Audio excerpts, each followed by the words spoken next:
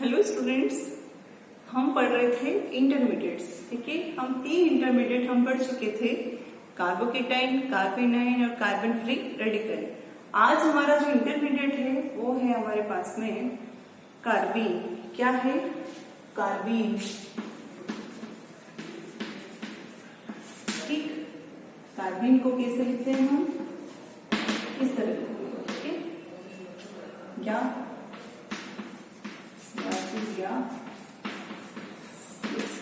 ठीक है, ये हमारे पास में कार्बन। तो कार्बन की डेफिनेशन अगर हम देखते हैं तो क्या होती है? वह कार्बन की वह उदासीन स्पीसीज जिसमें कार्बन दो अन्य समूह से सिग्मा बॉन्ड से बॉन्डेड रहता है, जबकि उसके पास दो असहभाजित नॉन बॉन्डेड इलेक्ट्रॉन पाए जाते हैं। क्या है? कार्बन की वह उदासीन स्पीसीज जिसमें कार्बन सिग्मा बॉन्ड द्वारा दो अन्य समूह से या परमाणु से जुड़ा हुआ रहता है, जबकि उसके पास में दो नॉन बॉन्डेड या असहभाजित इलेक्ट्रॉन्स पाए जाते हैं।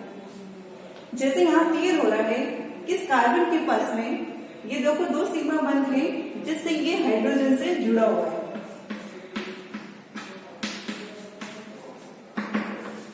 ये सिग्मा बंध है, सहसंयोजक बंध है, जिसके द्वारा ये अन्य समूह या अन्य परमाणु यहाँ पर जो हाइड्रोजन है उनसे जुड़ा हुआ है, जबकि इसके पास में दो असहभाजित या नॉन बॉन्डेड इलेक्ट्रॉन प्रेजेंट है। तो इसे क्या कहते हैं? हम कार्बीन कहते हैं। ठीक है, ये कार्बीन कैसी स्पीसीज है? उदासीन स्पीसीज है। अगर हम इसके भाइटम कोश में इलेक्ट्रॉन की बात करें तो कितने हैं यहाँ पर? दो ये टोटल कितने हो गए? 6। तो इसके भाइटल कोश में कितने इलेक्ट्रॉन है? 6 इलेक्ट्रॉन प्रेजेंट है। तो इसका अष्टक कैसा है? अपूर्ण है, क्योंकि अष्टक पूर्ण होने के लिए कितने इलेक्ट्रॉन चाहिए? हमें 8 इलेक्ट्रॉन चाहिए। तो इसका अष्टक अपूर्ण होता है। अपूर्ण अष्टक के इलेक्ट्रॉन्स की कमी है, तो ये कैसा व्यवहार करेगा? इलेक्ट्रॉन स्नेही जैसा। ठीक है, कैसा व्यवहार करता है? ये इलेक्ट्रॉन स्नेही जैसा व्यवहार करता है। नेक्स्ट, आपने देखा कि यहाँ पर दो कैसे इलेक्ट्रॉन है? यहाँ पर दो नॉन बॉन्डेड आपको इलेक्ट्रॉन दिखाई दे रहे हैं। तो ये जो नॉन बॉन्डेड इलेक्ट्रॉन है, इन्हीं के नेचर के आधार पर इसको दो टाइप में डिवाइड किया है। किसके आधार पर? नॉन बॉन्डेड जो इलेक्ट्रॉन्स है उनकी नेचर के आधार पर इसको दो टाइप में डिवाइड किया है। एक तो है सिंगलेट और एक है ट्रिपलेट। सिंगलेट और ट्रिपलेट ये किसके आधार पर है? ये जो नॉन बॉन्डेड इलेक्ट्रॉन है इसके आधार पर है। ठीक है, आगे देखिए कि जो ये सिंगलेट है इसमें क्या होता है और ट्रिपलेट में क्या होता है, ये हम देखते हैं। तो जो सिंगलेट होता है इसकी देखो स्ट्रक्चर कैसी होती है। ये तो ये दो सिग्मा इलेक्ट्रॉन, माना हम CH2 की बात कर रहे हैं, और ये जो दो नॉन बॉन्डेड इलेक्ट्रॉन है वो कैसे होते हैं? यहाँ पर पेयरिंग कंडीशन में होते हैं। कैसे होते हैं? पेयर्ड होते हैं, मतलब युग्मत होते हैं। और किस में पाए जाते हैं? sp2 हाइब्रिड ऑर्बिटल में पाए जाते हैं। जबकि यहाँ ट्रिपलेट की बात करें हम तो ये कैसे होते हैं? अनपेयर्ड होते हैं, जिनमें से एक इलेक्ट्रॉन तो sp2 हाइब्रिड ऑर्बिटल में पाया जाता है, जबकि एक ऑर्बिटल प्योर p कक्षक में पाया जाता है। ठीक है, हम किसके आधार पर इसको डिवाइड किया है? बॉन्डेड इलेक्ट्रॉन के आधार पर हमने इसको डिवाइड किया है। ठीक है, तो बॉन्डेड इलेक्ट्रॉन के आधार पर इसको डिवाइड किया है। इसमें जो सिंगलेट है वहां पर तो क्या है? इलेक्ट्रॉन पेयर्ड है, जबकि इलेक्ट्रॉन पेयर्ड नहीं है। यहाँ युग्मित अवस्था में और यहाँ अयुग्मित अवस्था में है। इसमें जो लॉन पेयर है वो कहाँ है? sp2 हाइब्रिड ऑर्बिटल में। यहाँ एक तो sp2 हाइब्रिड ऑर्बिटल में और एक प्योर p कक्षक में प्रेजेंट है। नेक्स्ट इसके संकरण की बात करें तो संकरण क्या है? यहाँ sp2 और यहाँ भी क्या है? sp2। ठीक है, यहाँ पर आपको कोई भी अयुग्मित इलेक्ट्रॉन दिखाई नहीं दे रहा है, तो इसका नेचर कैसा होगा? प्रतिचुंबकीय। जबकि यहाँ आपको अयुग्मित इलेक्ट्रॉन दिखाई दे रहा है, तो यहाँ नेचर क्या होगा इसका? अनुचुंबकीय। ठीक है, ये कैसा है? ये sp2 हाइब्रिड है, जबकि ये कैसा है? ये प्योर p है, शुद्ध p कक्षक है। ठीक है, अब हम इनकी स्टेबिलिटी की बात करें कि इन दोनों से स्टेबल कौन होता है ज्यादा, तो इन दोनों में से कार्बिन है वो ज्यादा स्टेबल होती है सिंगलेट कार्बिन की तुलना में। तो ये तो हुआ इनका जो क्लासिफिकेशन है वो हमने देखा और इसकी स्टार्टिंग जानकारी हमने देखी। अब हम देखते हैं कि जो कार्बिन है वो कैसे निर्मित होता है, कार्बिन का निर्माण देखिए कार्बिन के जो निर्माण की अभिक्रिया है वो पहले आपकी विलोपन अभिक्रिया, कैसी अभिक्रिया है, विलोपन अभिक्रिया। तो देखो विलोपन अभिक्रिया में क्या होता है, फर्स्ट अभिक्रिया है हमारे विलोपन अभिक्रिया।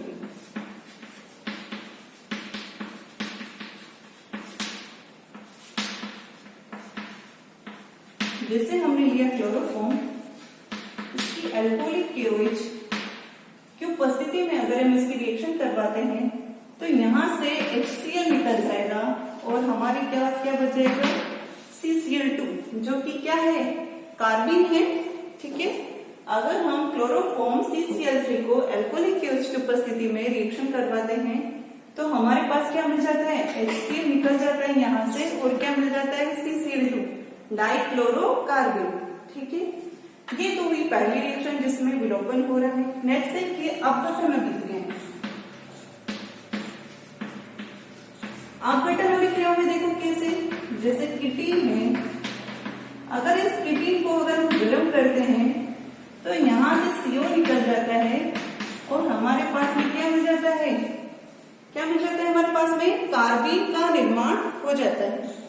ठीक है, इसी तरह देखो अगर हम डाइइजोमेथेन की बात करें, किसकी बात करें, डाइइजोमेथेन की, इसका गर्म करें तो यहां से N2 निकल जाती है और हमारे पास क्या मिल जाता है, क्या मिल जाएगा, हमारे पास में कार्बिन का निर्माण हमारे पास हो जाता है। ठीक है, तो इस विलोपन और अपघटन अभिक्रियाओं से कार्बिन का निर्माण होता है। ये CH2C डबल बॉन्ड हो, इसको क्या कहते हैं हम, कीटीन, और इसको क्या कहते हैं हम, डाइएजोमेथेन। ठीक है, CH2 है इसलिए मेथेन और 2 नाइट्रोजन इसलिए डाइएजो हमने बोला। ठीक, तो ये हुआ इसका प्रिपरेशन। अब हम देखते हैं इसकी केमिकल प्रॉपर्टीज, ये क्या क्या काम करती है। तो देखो जो सिंगलेट कार्बिन होती है वो कैसी होती है, स्टीरियो सेलेक्टिव होती है, जबकि जो ट्रिपलेट कार्बिन होती है वो स्टीरियो सेलेक्टिव नहीं होती है। देखते हैं हम कैसे। ये स्टीरियो सेलेक्टिव क्या होता है, ये आपके स्टीरियो केमिस्ट्री है उसमें आप देखोगे। ठीक है, स्टीरियो सेलेक्टिव ये होता है कि किसी एक ही जो आपके समावयवी है उसका निर्माण होता है। देखो कैसे, जैसे हमने यहाँ लिया एल्कीन,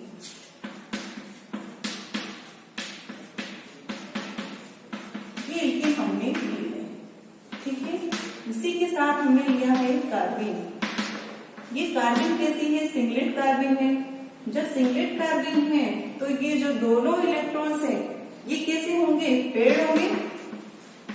सिंगलेट कार्बिन हमने ली है, हमें पता है कि यहाँ पर क्या होगा, एडिशन होगा।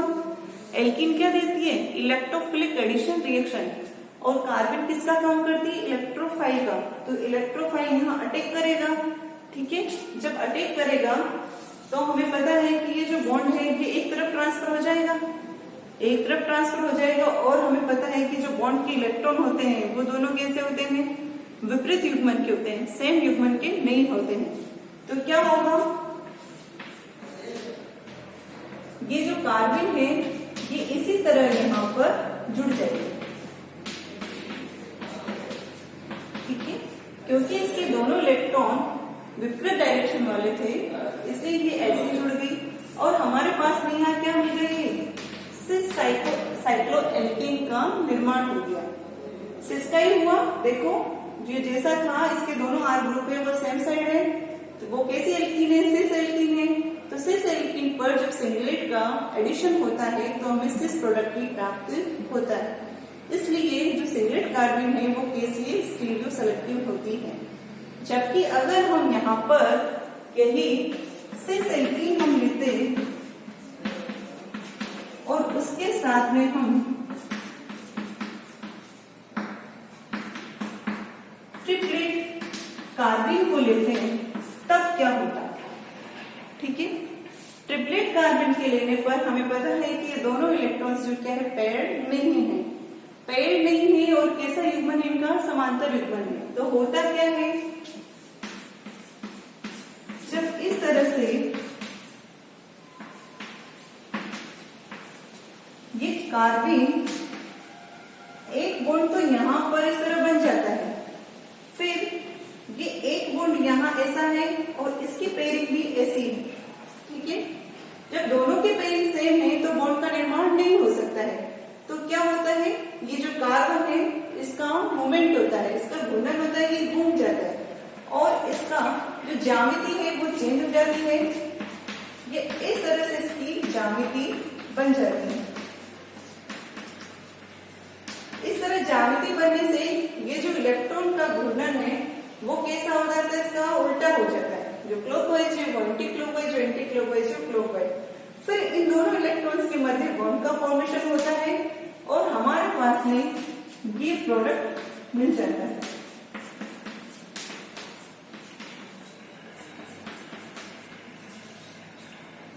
कैसे, हमें पता है कि एक बॉन्ड में जो इलेक्ट्रॉन होते हैं उन दोनों की जो घूर्णन है वो कैसा होता है, विपरीत होता है।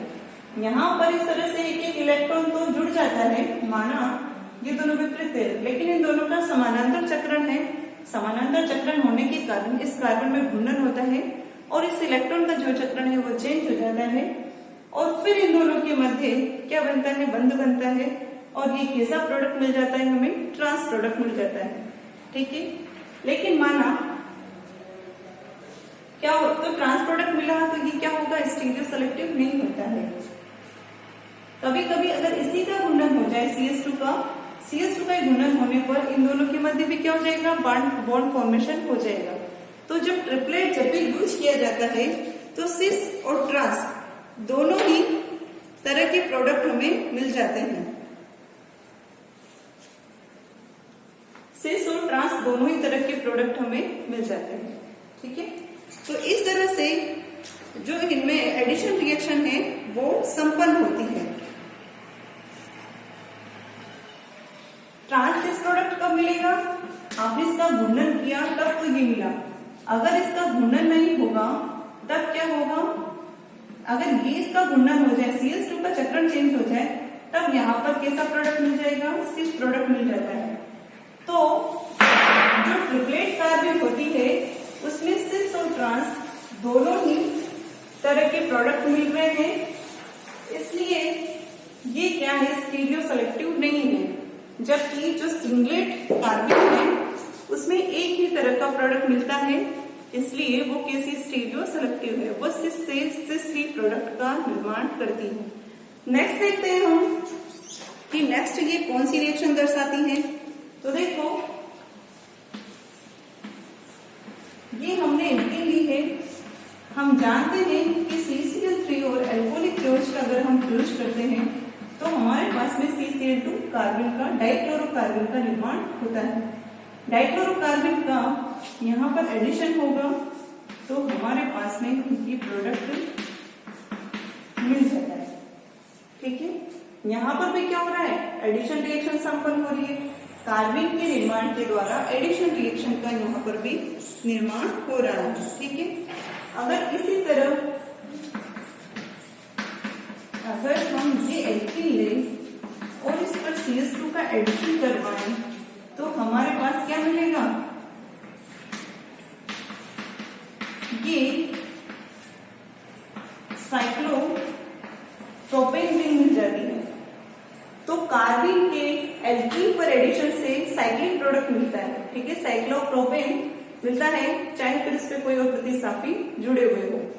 तो इस तरह से कार्बन की जो रिएक्शंस है वो संपन्न होती है कि ये एल्कीन के साथ इलेक्ट्रोफिलिक एडिशन रिएक्शन संपन्न करता है, ठीक है।